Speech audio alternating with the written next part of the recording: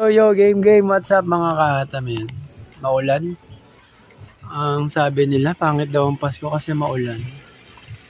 Kailan naging pangit ang araw kung saan pinanganak si Baby Jesus? Kung saan yung bugtong na anak ng Lord ay binigay sa atin. Hindi pangit yan. Ang pangit yung mindset mo.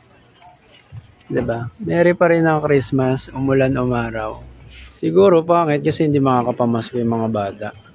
Pero isipin mo, hindi rin naman makakapamasko yung mga inaanak mo. Di which lang, hindi makakapamasko yung anak mo, hindi rin makakapamasko yung mga inaanak mo. Di which, tsaka sabi ni Father Jeff, tignan mo yung positive sa negative. Kung umuulan, ibig sabihin, nasa loob lang kayo ng bahay. Ibig sabihin, ikaw at mga pamilya mo ang kasama mo ngayon.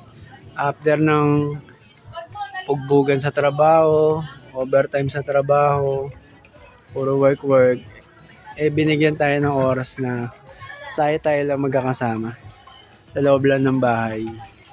And merry yun kasi magkakasama tayo buong pamilya. Tayo lang focus, walang ibang dapat gawin, walang ibang dapat puntahan, kundi sa loob ng bahay lang. Kaya Merry Christmas pa rin. Merry Christmas sa lahat. Maulang Pasko. Merry Christmas. Ang nagsindi